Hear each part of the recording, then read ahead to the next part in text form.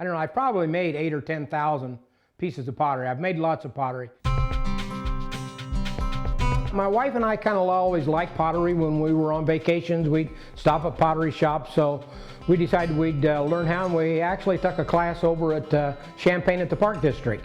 That was about 16 years ago. It just kind of evolved from there and moved out here into the country about 7 years ago, built my barn and set up my stuff, and decided that I would kind of support my habit a little bit more and start selling my pottery.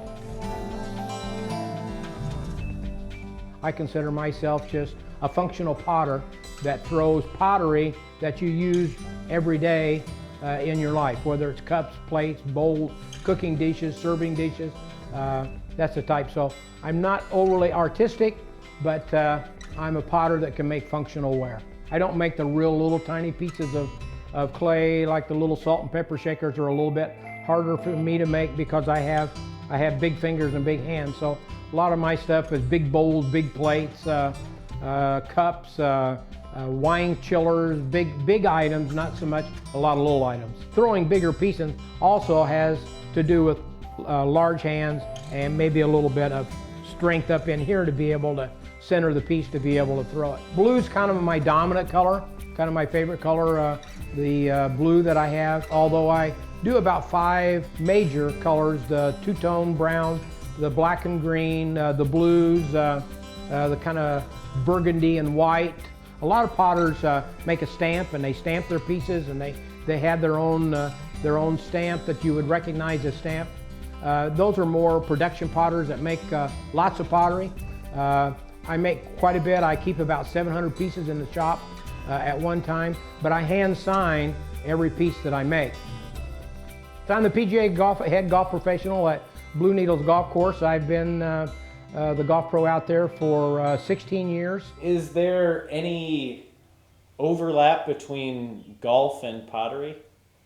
I'd say there's no overlap whatsoever between golf and pottery, other than organization. The organization of what has to happen with golf carries over into the organization that it takes to be able to run a little pottery business and keep your books and do all your stuff that you have to do to run the business. The reason I really started this years ago, once I learned how to throw pottery, was I'm thinking, this is my legacy. You know, everyone thinks about their legacy and stuff, but I made all of my grandkids large bowls, large platters, and on the bottom it says to Chanel from Grandpa, and the date that I made it and stuff, and then it would say Kickapoo Pottery and Don Archer. So the thought is that 200 years from now, on someone's dining room table, there'll be a piece that'll be something like this, sitting on a dining room table, and a lady will come in and she'll say to the lady of the house, she'll say, "Wow, that is really a nice bowl. Where did you get that?" And she says, "Let me tell you." And she'll turn it over and she'll show her the back, and she'll say, "This was made by my great-great-great-great-grandfather for my great-great-great-grandmother back in, you know, before the ages." So it's something that I can pass down in my family. That would be something that would put my mark on my family to show that I was here on this earth.